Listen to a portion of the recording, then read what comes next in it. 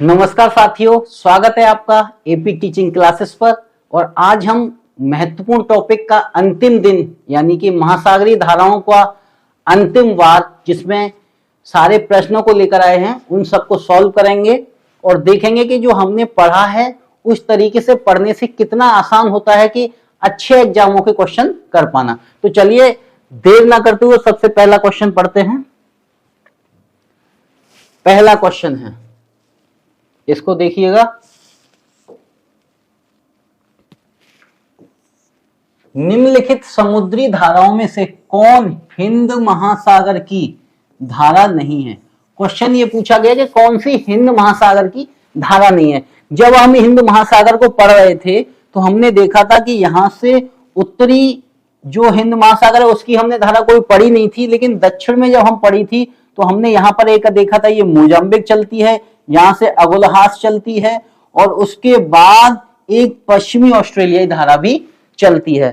तो अभी पूछा गया है कि हिंद महासागर की कौन सी धारा नहीं है। तो देखिए, अगुलहास हमने पढ़ा था, ये हिंद महासागर की धारा है, मोजाम्बिक भी धारा है, दक्षिणी हिंद महासागरीय धारा जो कि ये वाली धारा होती है, ये भी हमारी है।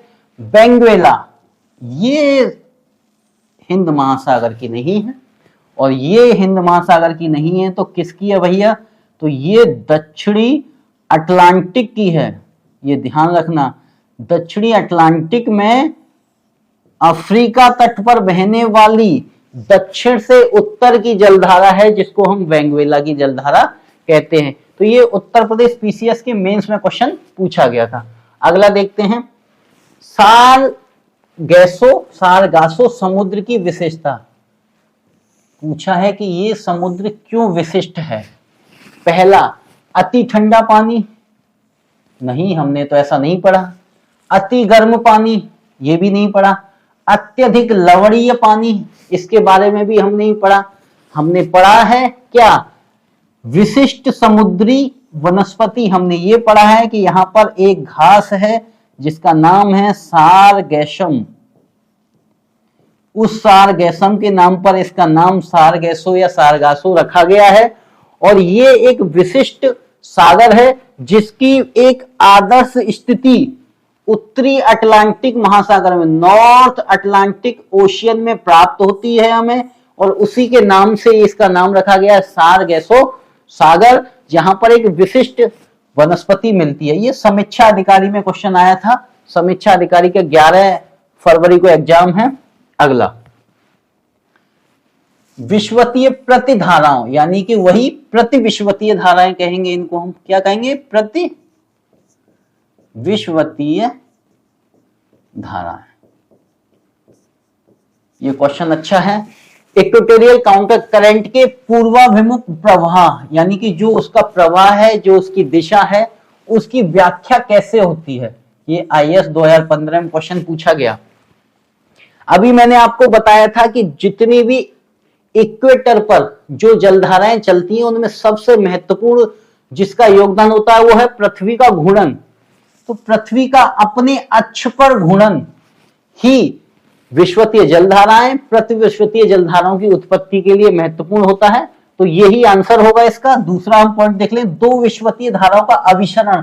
अभिसरण नहीं होता, दोनों जाती हैं और दोनों अपनी अलग अलग डायरेक्शन में चली जाती हैं, बचा बीच का जल वापस लौटता है, जिसको ही हम प्रतिविश्वतीय जलधारा कहते हैं।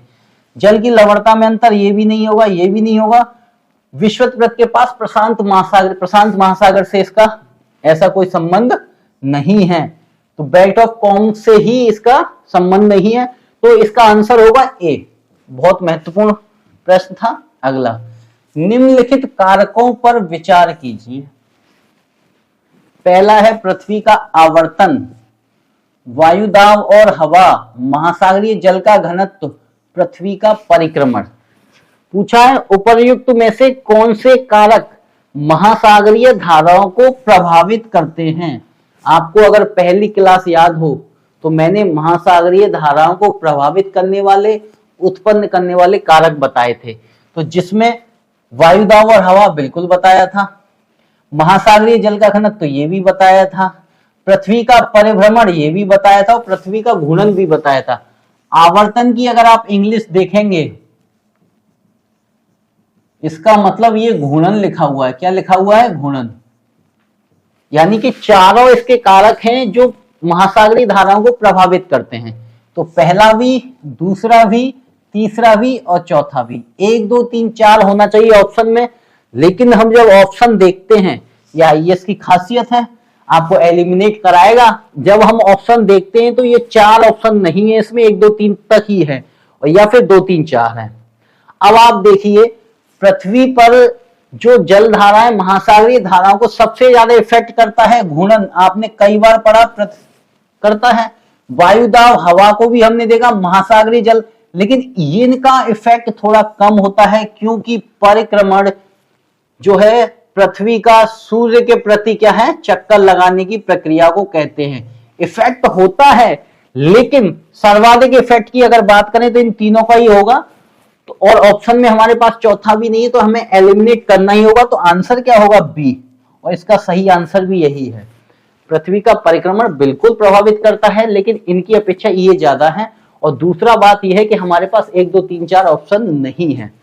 अगला क्वेश्चन, 5वां है, महासागरों में जल धाराओं के बहने का कारण है। क्वेश्चन है कि जो महासागरों में जल धाराएं जो बहती हैं उसका क्या कारण है? वायुदाब और हवाएं, बिल्कुल सही है, ये हमने पढ़ा है पहली क्लास में। पृथ्वी का परिभ्रमण, देखिए आ गया यहाँ पे परिभ्रमण और गुरुत्वाकर्षण, ये भी सही है। जबकि हमने पिछले क्वेश्चन में इसको निकालना पड़ा, क्यों? ऑप्शन की वजह से। यहाँ बिल्कुल सही है। भूमध्य रेखीय व ध्रुवीय प्रदेशों में असमान तापमान, बिल्कुल। टेम्परेचर का अंतर घनत्व में अंतर पैदा करता है, घनत्व में अंतर समुद्र के तल में अंतर पैदा करता है, और तल की वजह से ही क्या है, जलधाराओं की उत्पत्ति होती है। तो इसका आंसर डी, ऑप्शन डी होगा। उपर्युक्त सभी जो है महासागरीय धाराओं को बहने के कारण हैं। समझ में आया होगा।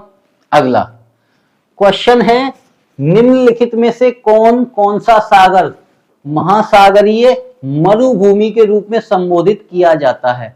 अभी आपको मैंने बताया था। ऑप्शन है अरब सागर, लाल सागर, सारगैसो, चीन। इसका आंसर होगा सारगैसो सागर।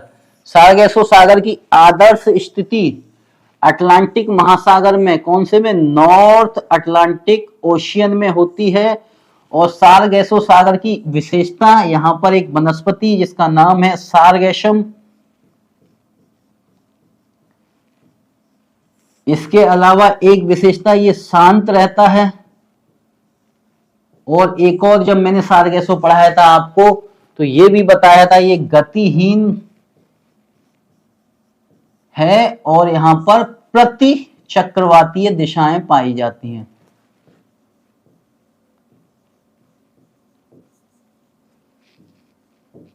प्रति चक्रवातीय दशा।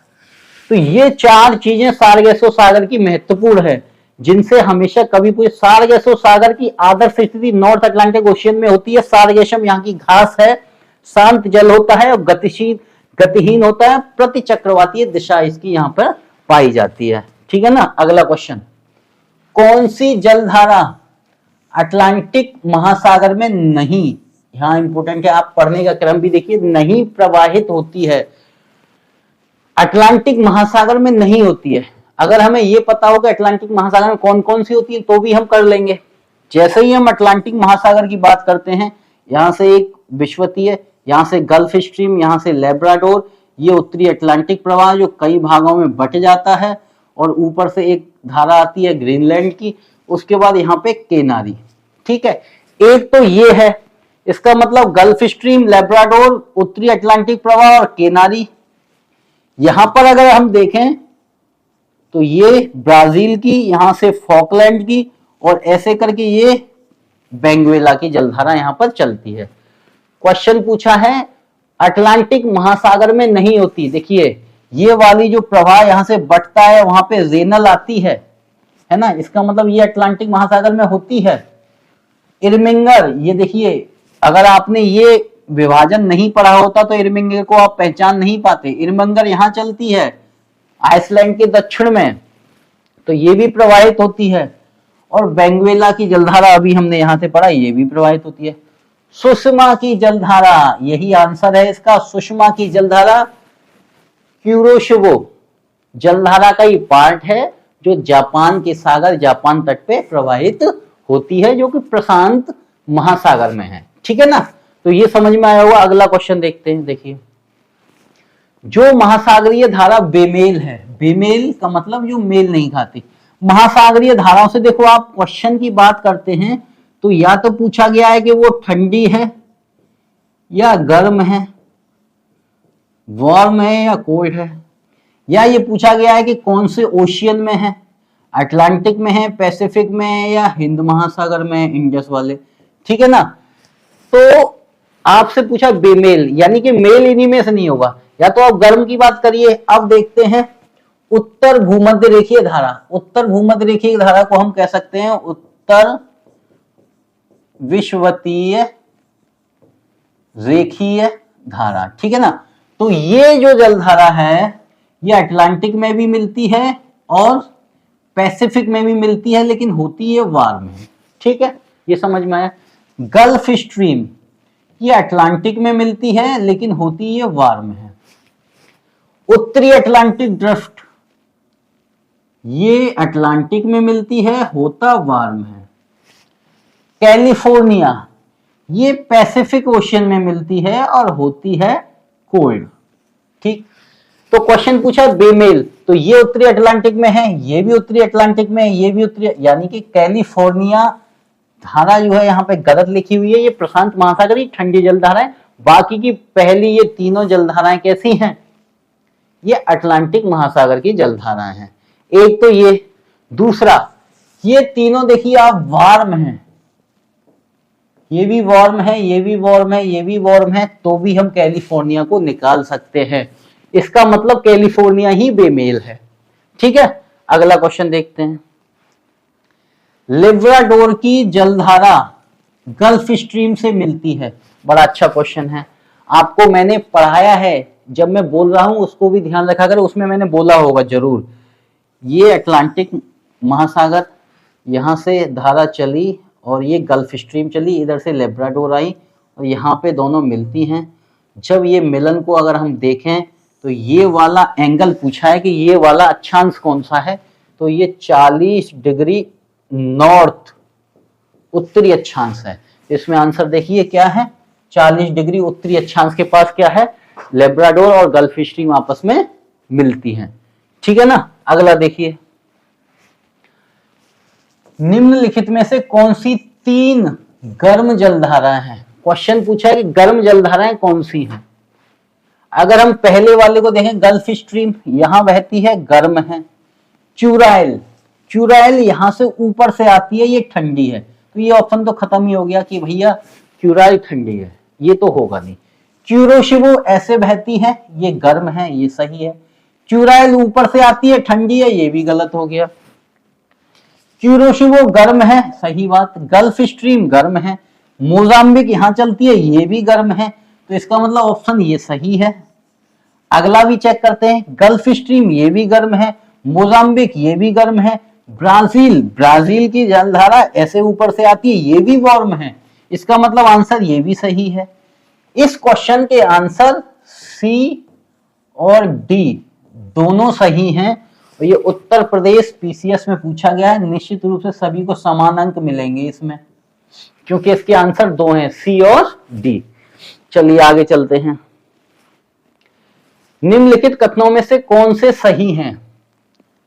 बेंगुएला की धारा हिंद महासागर में प्रवाहित होती है, आप बताइए। बेंगुएला की जलधारा जो है अटलांटिक महासागर में, वो भी कौन सा, साउथ अटलांटिक में, अफ्रीका के तट पे बहती है। कौन सा अफ्रीका, पश्चिमी अफ्रीका वाले। तो ये तो कौन से सही है पूछा है, तो ये तो गलत हो जाएगा, पहले ही बार में ये गलत हो गया। पश्चिमी ऑस्ट्रेलियाई धारा एक शीत जलधारा है। अभी जब हिंद महासागर की जलधाराएं हम पढ़ रहे थे तो एक ऐसे ड्रिफ्ट बन के ऐसे ऊपर जाती है, जिसको मैं वेस्ट वाली पश्चिमी ऑस्ट्रेलियाई धारा कह रहा था, वो शीतल जलधारा है, बिल्कुल सही है, नीचे से चलती है ऊपर। हम्बोल्ट धारा चिली के तट के रास्ते, हम्बोल्ट जिसे हम पेरू भी कहते हैं, क्या पेरू की धारा भी कहते हैं, ये हम्बोल्ट की धारा दो देश पेरू और चिली इन दोनों के साथ ही बहती है, तो ये भी सही है। आयोशिबो यानी कि क्यूराइल की बात कर रहा है ये। आयोशिबो कौन? क्यूराइल, ऊपर से जो आती है। क्यूराइल धारा जापान तट पर उष्ण, यहाँ पे गर्म की बात कर रहे हैं, उष्ण नहीं होके ये क्या है? कोल्ड है, तो ये गलत हो गया। नीचे दिए गए, देखो ये आयोशिबो मैंने आपको बताया, ध्यान रखना है इसका। नीचे दिए गए कूट में से सही उत्तर का चयन कीजिए। तो पूछा है सही कौन है, तो 2 और 3 सही है, बी ऑप्शन होगा इसका। आपको समझ में आया होगा बिल्कुल, है ना। आगे चलते हैं, अगला अच्छा है क्वेश्चन है, समझाया भी है मैंने अच्छे से। संदेह है कि ऑस्ट्रेलिया के हाल में आई बाढ़ लालीना के कारण आई। बताया था मैंने, ऑस्ट्रेलिया पे लालीना का इफेक्ट होता है तो वहां पे बारिश होती है। लानीना एल नीनो से कैसे भिन्न है? भिन्नता भी मैंने बताई थी। देखिए क्वेश्चन को पढ़ेंगे, डरना नहीं है। अगर डर गए तो बहुत आपको सवाल आसान होगा, वो भी गलत हो जाएगा। पहला, लानीना विषुवतीय हिंद महासागर में, भैया हमने पढ़ा है ये दोनों की उत्पत्ति तो प्रशांत महासागर में होती है, तो ये तो वैसे ही गलत हो गया। हिंद महासागर में समुद्र के असाधारण रूप से ठंडे तापमान, ठंडे की बात ही नहीं हो रही थी, ये तो गर्म होती है तभी तो बारिश होगी। समझ में आया? तो ये गर्म होती है। जबकि एल नीनो विषुवतीय प्रशांत, हाँ एल नीनो प्रशांत महासागर में चलती है। और गर्म, हाँ गर्म होती है, बिल्कुल सही है। इसका आधा पार्ट सही है आधा गलत है, इसका मतलब सेंटेंस तो गलत हो गया। ठीक है। दूसरा, एल नीनो का भारत की दक्षिण पश्चिमी मानसून पर प्रतिकूल प्रभाव पड़ता है। बिल्कुल, एल नीनो का प्रतिकूल प्रभाव पड़ता है, नकारात्मक प्रभाव पड़ता है, इसकी वजह से भारत में सूखा आता है। बिल्कुल सही है यहां तक। किंतु लालीना का प्रभाव पॉजिटिव पड़ता है, किंतु लालीना का जलवायु पर कोई प्रभाव नहीं पड़ता। ये बिल्कुल गलत। प्रभाव पड़ता है, इसका सकारात्मक प्रभाव पड़ता है। क्वेश्चन पूछा है कौन से कथन सही हैं? हमारे तो दोनों ही गलत हैं, तो सही कोई नहीं है। तो ना तो 1 और ना ही 2, ये सही नहीं है। अच्छा क्वेश्चन था, इसको देख लो। ठीक है, आगे चलते हैं। अगुलहास, बहुत सिंपल सा आ गया। अगुलहास धारा चलती है। हिंद महासागर की धाराओं की बात करें तो 2-3 जलधाराएं हैं, मोजाम्बिक, अगुलहास और पश्चिमी ऑस्ट्रेलियाई। तो पूछा है कि ये कहां चलती है, तो हिंद महासागर में चलती है। कोई दिक्कत वाली बात ही नहीं है। आरएएस में आया है ये, राजस्थान के पीसीएस में। अगला क्वेश्चन, किस महासागर में सारगेसो संबंधित है? देखिए अब यहां महासागर दे दिया आपको, और मैंने बताया था अभी सारगेसो के बारे में पूरा कि ये शांत है, ये नॉर्थ अटलांटिक ओशियन में ये आदर्श रूप से बनता है। तो इसका आंसर क्या हो जाएगा? उत्तरी अटलांटिक। सिंपल सा सवाल था। सारगेसो सागर की उत्पत्ति के लिए आदर्श दिशाएं नॉर्थ, उत्तरी अटलांटिक ओशियन में ही मिलती हैं। तो ये इंपॉर्टेंट क्वेश्चन है, इसको देख लीजिएगा। अगला, निम्नलिखित में से कौन सी शीतल धारा है? यानी ठंडी बतानी है। पूरे विश्व के मानचित्र का अध्ययन अगर हम करें तो शीतल में देखो, एक लेब्राडोर यहां होती है, एक केनारी यहां होती है, एक ग्रीनलैंड की यहां होती है। इसके बाद शीतल की बात करें तो एक बेंगोइला की नीचे से चलती है, ये भी शीतल होती है। एक यहाँ फॉकलैंड की जलधारा चलती है, वो भी शीतल है। यहाँ तो चलती नहीं कोई। एक ये पश्चिमी ऑस्ट्रेलियाई जलधारा है, वो भी शीतल है।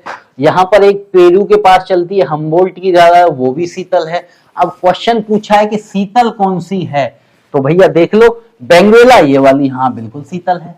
क्यूरोशिबो बिल्कुल नहीं होगी। क्यूरोशिबो तो यहाँ पे जापान के तट पे ऐसे चलती है, गर्म है, तो ये होगा ही नहीं। गल्फ स्ट्रीम ये गर्म है, खूब पड़ा है। ब्राजील की धारा ऐसे चलती है, ये भी गर्म है, तो ये भी नहीं होगी। तो मानचित्र से अगर आप करेंगे बहुत आसान होगा। उत्तर प्रदेश पीसीएस के 2003 में क्वेश्चन आया है। अगला, ये आईएएस का क्वेश्चन है। कितना आसान और सिंपल क्वेश्चन को फ्रेम करके कठिन बना दिया गया है। मानचित्र में महासागरीय जलधाराओं का एक युग्मक दिखाया गया, यानी कि 2 महासागरीय धाराएं दिखाई गई हैं, वो कौन सी हैं? अफ्रीका है ये। अगर आप मैप नहीं पढ़े होंगे तो ये क्वेश्चन समझ में ही नहीं आएगा। आप याद कर लीजिए, वेनेजुएला, फॉकलैंड, कुछ भी। ये नीचे से ऊपर चल रही है, हम खूब पढ़ते आए हैं कि यहां से ऐसे जलधारा चलती है जिसका नाम है बेंगुएला। इसका मतलब एक ऑप्शन तो बेंगुएला होगा। ठीक, ये तो वैसे ही कट गए। दूसरा, ये इस साइड से आ रही है और मैंने आपको बताया था कि जो दो जलधाराएं ऐसे चलती हैं उनके बीच में एक जलधारा ऐसे आती है जिसको हम प्रति विषुवतीय कहते हैं। और प्रति विषुवतीय जैसे ही अफ्रीका में पहुंचती है तो यहाँ गिनी की खाड़ी है, उसको गिनी के नाम से भी जाना जाता है, पहली क्लास में बताया था। तो आंसर क्या हो जाएगा, ये वेंगुएला और गिनी की है, ये गिनी की खाड़ी है यहाँ पर। ठीक है ना, तो कितना आसान था ये आंसर। ठीक है, आगे चलते हैं। निम्नांकित में से किसका सुमेलन नहीं है, मतलब कौन सुमेलित नहीं है। ब्राजील की जलधारा दक्षिणी अटलांटिक महासागर में चलती है, बताइए। बिल्कुल चलती है। हम्बोल्ट की जलधारा उत्तरी प्रशांत महासागर में चलती है, गलत। ये दक्षिणी प्रशांत महासागर में चलती है, पेरू के तट पे हम्बोल्ट की जलधारा। तो क्वेश्चन यही पूछा कि सुमेलित नहीं है, तो यही सुमेलित नहीं है भैया। गल्फ स्ट्रीम उत्तरी अटलांटिक में, बिल्कुल सही है। अगला हिंद महासागर में, बिल्कुल सही है। अगला, तो इसका आंसर क्या होगा, बी। निम्नलिखित में से कौन सी समुद्री धारा है, ठंडी धारा बतानी है। फिर एक बार मानचित्र को देख लीजिए, हमें पता है ठंडी एक यहाँ चलती है, एक किनारी है, ये वो यहाँ चलती है, ग्रीनलैंड की यहाँ चलती है, फॉकलैंड यहाँ चलती है, पेरू हम्बोल्ट यहाँ चलती है, बेंगुएला की एक ठंडी जलधारा यहाँ चलती है, पश्चिमी ऑस्ट्रेलिया की ठंडी जलधारा यहाँ चलती है, चुराइल की यहाँ चलती है, आयोसेगो यहाँ चलती है। ये ठंडी जलधारा है। इसके अलावा एक कैलिफोर्निया की है, वो भी यहाँ चलती है। इतनी तो मानचित्र पर ठंडी जलधारा है। इनसे अब क्वेश्चन यही पूछा है कौन समुद्री है, तो ब्राजील, ये तो गर्म है। क्यों, ब्राजील की जलधारा यहां से चलती है ऐसे, ये तो गर्म हो गया। गल्फ स्ट्रीम ऐसे चलती है, ये गर्म हो गया। क्यूरोशिवो, ये भी नीचे से चलती है यूं, तो ये भी गर्म। आयोसेगो ऊपर से। हम्बोल्ट बचा, हम्बोल्ट या पेरू की जलधारा ये वाली, ये ठंडी है। बिल्कुल सही आंसर क्या होगा, डी। अगर आपने पढ़ा है अच्छे से तो आसान लगेंगे, वरना ये घूमते रहेंगे। निम्नलिखित में से कौन सी धारा दक्षिणी अटलांटिक महासागर में धाराओं के एक पूर्ण वृत्त का निर्माण करने में योगदान। मैंने बताया था धाराओं को एक चक्रीय रूप होता है, ये चक्रीय रूप पृथ्वी के घूर्णन की वजह से भी होता है। तो अटलांटिक महासागर में पूछा है, लेकिन अटलांटिक का भी कौन सा भाग पूछा है, दक्षिण। यानी कि हमको ये नीचे वाले भाग में बताना है कि कौन योगदान नहीं देती। तो हम नीचे वाले की सारी जलधारा एक साथ कर लेते ना। ये दक्षिणी अटलांटिक महासागर, ये ब्राजील, ये फॉकलैंड, यहां से पश्चिमी प्रवाह चलता है, यहां से ये चलेगी वेंगुएला की धारा चलेगी। तो कौन नहीं करेगा, आप देख लो। वेंगुएला करती है, ब्राजील करेगी, पश्चिमी पवन प्रवाह ये है जो करेगा, यही नहीं करेगी। कनारी जो यानी कि केनारी की जलधारा कह सकते हैं, वो यहां चलती है उत्तरी अटलांटिक में। तो दक्षिण में क्या है, व्रत बनाएगी, बिल्कुल नहीं बनाएगी। अगला, हिंद महासागर में सागर धाराओं को नियमित दिशा में परिवर्तन के लिए निम्नलिखित कारकों में से कौन सा कारक एक उत्तरदायी है। क्वेश्चन पूछा गया है कि जो हिंद महासागर होता है उसमें धाराओं में नियमित परिवर्तन होता है। आपको मैंने अभी बताया कि हिंद महासागर का उत्तरी भाग जिसमें धाराओं में नियमित परिवर्तन होता है वो भारतीय मानसून की वजह से होता है। तो क्वेश्चन में कुछ नहीं करना कि हिंद महासागर में मानसूनी प्रवाह पाया जाता है जिसकी वजह से परिवर्तन होता रहता है, यही आंसर इसका होगा। अगला, निम्नलिखित में से कौन सी दक्षिण अटलांटिक महासागर की शीतल, दक्षिण अटलांटिक ये है, शीतल धारा की बात करें तो एक तो फॉकलैंड है, एक वेंगुएला है, दो ही तो हैं। तो पूछा है कौन सी शीतल, केनारी तो उत्तरी अटलांटिक की है, ये होगी नहीं, वेंगुएला है, बिल्कुल होगी ये वाली। अगला तो दक्षिण ये गर्म है और हिंद महासागर की है, ब्राजील गर्म है और अटलांटिक महासागर की है। तो आंसर क्या होगा, बी। आसान लग रहा है ना आपको, ऐसे ही करने हैं। क्वेश्चनों को समझोगे नहीं तब तक बिल्कुल नहीं होंगे और कॉन्सेप्ट को हमें पहले से ही समझना होगा। तो चलिए आगे चलते हैं। अगला, उस जलधारा का नाम बताओ जो अटलांटिक महासागर के समान प्रशांत महासागर में भी चलती है। इंपॉर्टेंट और अच्छा क्वेश्चन। उस जलधारा का नाम बताना है जो अटलांटिक महासागर में, प्रशांत महासागर में भी चलती है। मतलब ये ऐसा कह सकते हैं कि क्वेश्चन पूछा है कि प्रशांत महासागर की जलधारा बताइए जिसका नेचर अटलांटिक जलधारा से मेच खाता हो। अगोलहास प्रशांत की है ही नहीं तो नेचर तो बाद में देखेंगे। बेंगुएला प्रशांत की है ही नहीं तो नेचर बाद में देखेंगे। गल्फ स्ट्रीम प्रशांत की है ही नहीं तो नेचर बाद में देखेंगे। क्यूरोशिवो प्रशांत महासागर की है और इसका नेचर वार्म है जो कि अटलांटिक महासागर की गल्फ स्ट्रीम से मैच खाता है। तो इसका आंसर होगा चौथा, क्यूरोशिवो। क्वेश्चन में पूछा था अटलांटिक महासागर के समान प्रशांत महासागर में चलती है, तो आंसर क्या होगा? चौथा, क्यूरोशिवो। ठीक है ना। तो धन्यवाद। आपको कैसा लगा ये सेशन? और अगर आप हमसे जुड़ना चाहते हैं जिसमें सारे एग्जाम, जिसमें कॉम्पिटिटिव एग्जाम जो हायर लेवल के हैं और टीजीटी पीजीटी जो एसएसटी लेवल के हैं, नेट जीआरएफ, उन सभी एग्जाम की तैयारी हमारे यहाँ कराई जाएगी। और आप हमसे जुड़ने के लिए इस नंबर पर संपर्क कर सकते हैं।